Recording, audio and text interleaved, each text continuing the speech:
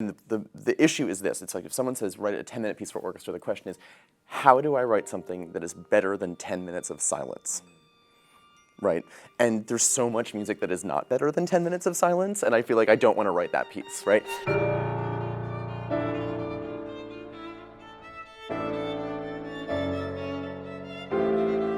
This project came about because I met Nico when I was a student at the Royal Academy of Music, and we did a very exciting collaboration with the Juilliard School. And we just kept in touch over the years and tried to sort of work on, a project together. And it all worked out with this commission. Every commission is a challenge, and I say a challenge in the radical sense of the word of here is a puzzle for you to figure out. Here's a problem for you to solve. So the question is, why are we here? What's going on? How am I going to make it worth people's while to spend all their time learning this thing and listening to this thing? And so with the three pieces on this disc, we have the obvious challenge of a text, right, which is the challenge is clear. Absolutely. And then the second piece was commissioned by Steve Reich for his 80th birthday. And I thought, well, I've got to bury in that piece, how influential his music has been on mine. So that was another easy task.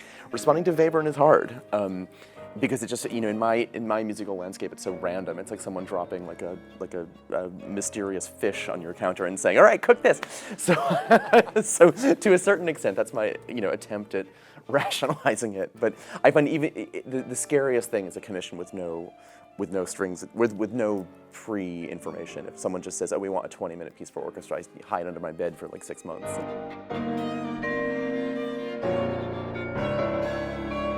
I think it's very interesting to see the relationship between the pieces on this program, and you can definitely see the relationship between, say, Nico's pieces and even the Philip Glass, just to see some overlap of rhythms or the looping of stuff, and you can definitely see the influences that Nico has taken from some of these other composers.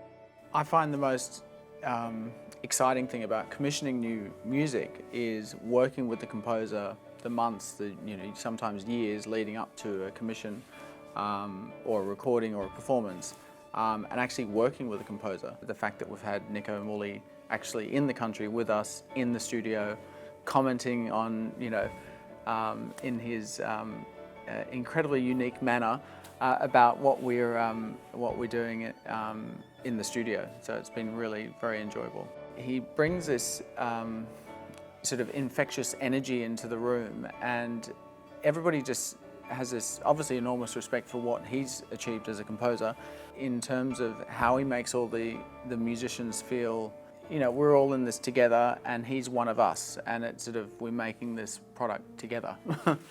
Yeah, it was really special. And to have the composer in the room is such a luxury, because so often that is not the case. Even with contemporary music, often the composer is absent. But to have Nico here is a real privilege for both myself and the ensemble, I think. I mean, as a composer, there's always an element of stress when a new piece is happening. But I think as one gets better at writing music, the distance between how you imagine it being and how it actually turns out being it becomes closer. And also, you get surprised by interpretation, which is kind of what you want, right? Again, if I told you exactly what to do, then there's no reason for us to be in the same room. Exactly. But as far as I'm concerned, like if the document that I've made is clear enough to the singer and to the ensemble and to the conductor and to and the recording engineer, then we'll be fine.